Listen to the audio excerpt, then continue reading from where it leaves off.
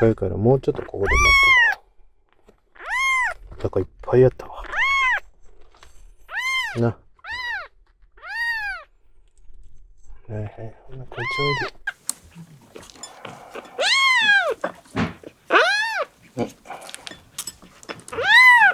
まだまだミルクはまだ。はい。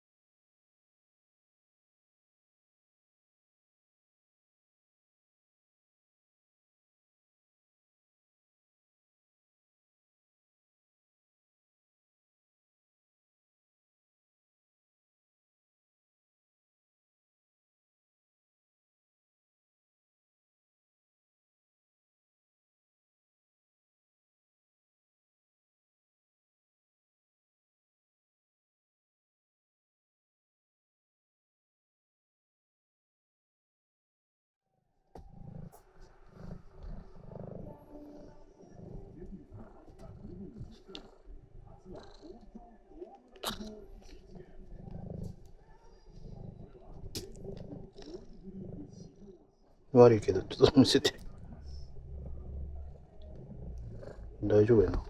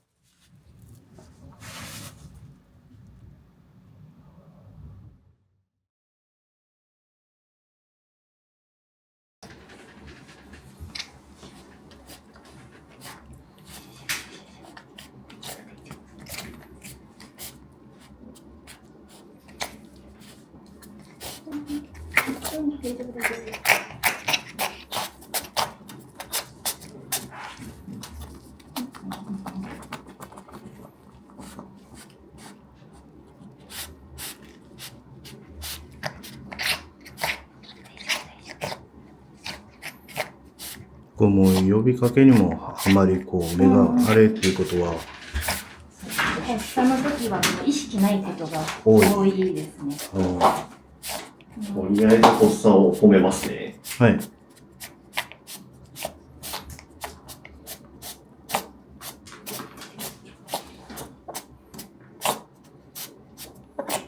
頑張れ。いきます。よいしょ、いいよ。注射打つとすぐ止まるんですか？そうですね。これは注射ですぐ止まると思います。寝ると思います。はい、大丈夫。はい。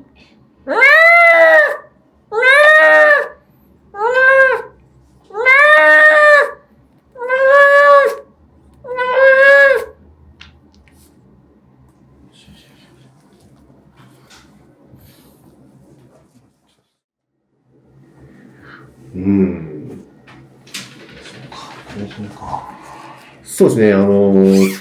何がきっかけで出るかわからないですね。診察で。診察台はいいですね。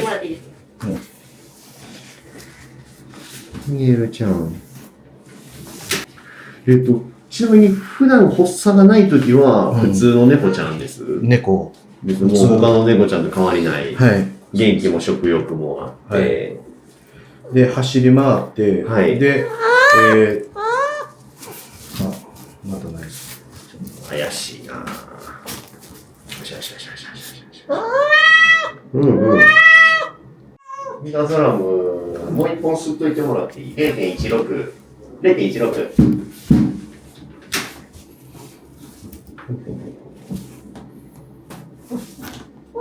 うんうん。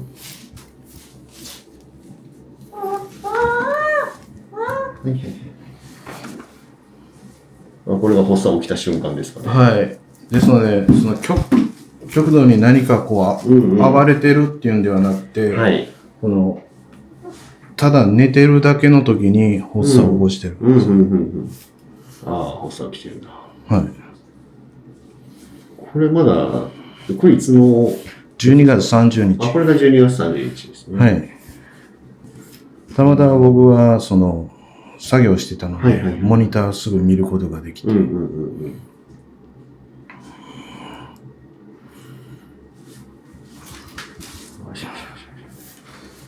分の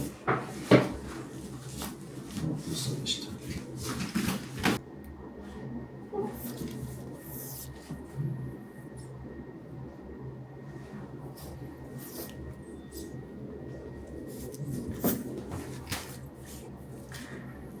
これは嫌がってるだけですか？嫌がってるだけじゃないように思いますね。これ発作ですね。発作の名残のように思います。まあ、意図的に手足を動かせてるんで完全な発作じゃなさそうですけど、でも明らかに普段とは違いますよね、これは。はい。ここは見えなくて。ああ、でも、まだマシですよね。はい。まあでも、落ち着いてくるかも。落ち着きそうかな。はい。そうか。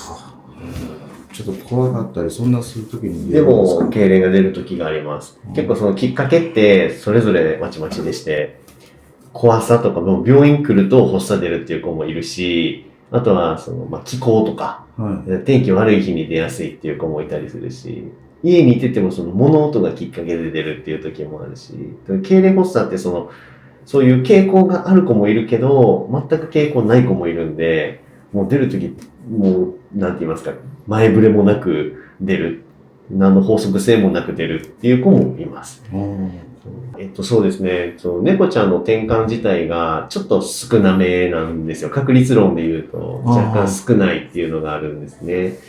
で、やっぱり若いうちから出てる子なんで、感染症とかで脳に障害が出てる可能性が結構高いと思うんです。なので、やっぱり手順としては、簡単な血液検査とかから始まっていって、で、感染症のチェックしていくんですね。エイズ、白血病、あとコロナ、FIP とか。で、他はトキソプラズマとか、カビのクリプトコッカスとか、そういったのはちょっと削っていって、何にもないってなったら、先天的な脳疾患かもしれないですよね。そうすると、転換含む、他の疾患ですよね。脳にしこりができるような、脳腫瘍とか、若い子は少ないかもしれないけど、あと、脳炎。これはばい菌とか感染症から来る脳炎もあるし、あと先天的に脳の発達異常があるかもしれないですね。これは転換じゃない脳疾患っていうこともあり得ると思うんですね。だから体重ちょっと測れるかな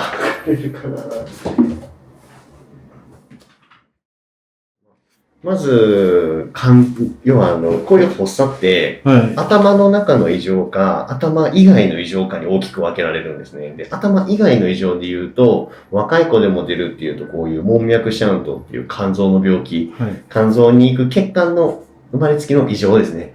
バイパスって言って、正しい道じゃないところに血管ができてて、悪い物質が体全身巡っちゃうみたいな、要は血管の生まれつきの異常。でこれで発作が出る時があるんで、これはいわゆる健康診断的な血液検査、肝臓の数値とか、あと胆汁酸っていうのとか、アンモニアっていうのを調べると、怪しいかどうかがわかります。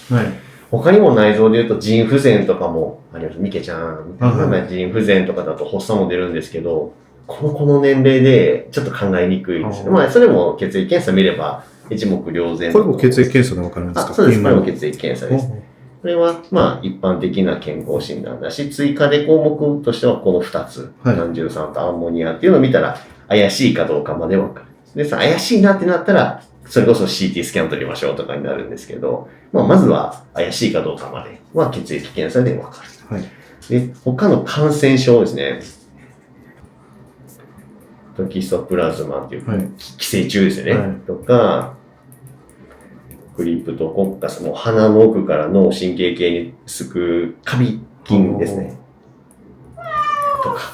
このあたりをちょっと血液検査で調べてあげると、痙攣を起こしそうな感染症とか、内臓系の疾患っていうのは、除外していけると思うんですね。もし仮にですけども、エイズ白血病はもう、これはもうあれとして、これは治るんですか？これは、一応治療法があります。トキソプラズマにもお薬はあるし、クリプトコッカスにもお薬はあると。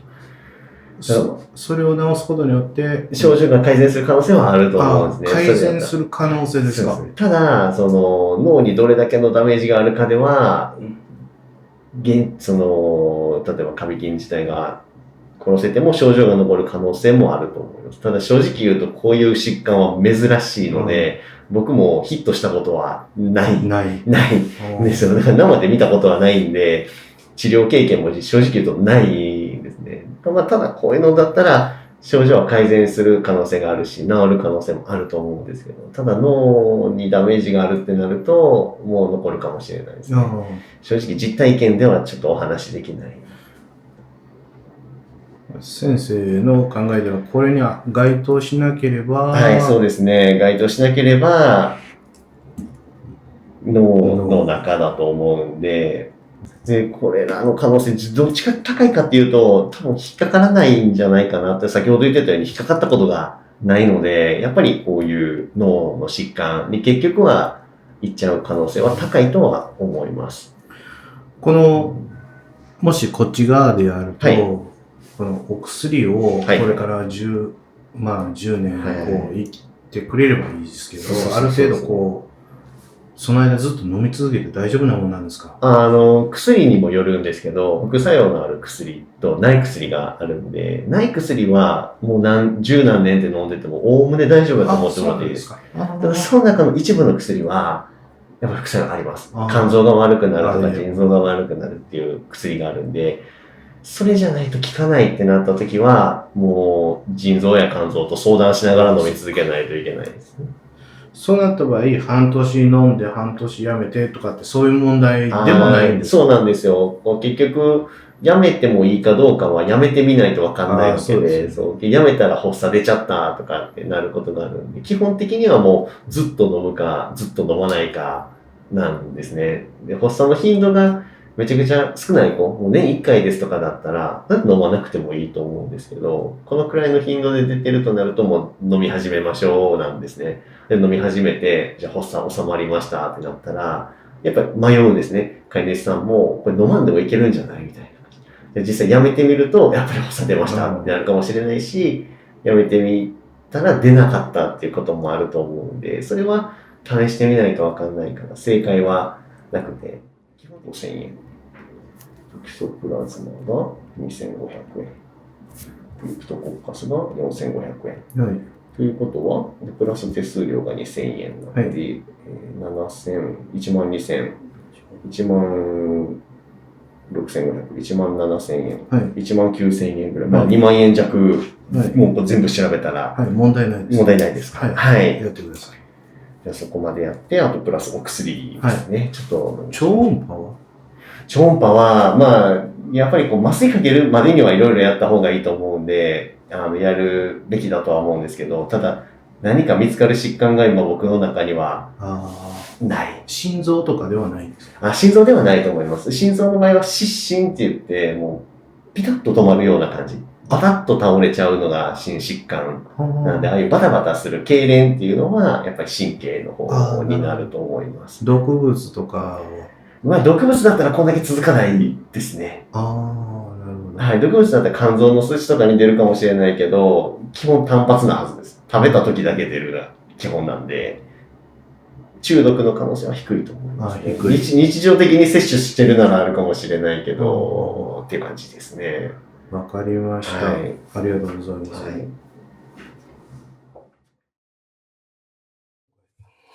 はい、いいよ。よいこう。はい。ちょっともうちょっと下がって。お、どこ行く？ちょっと片付けするから。帰っとった。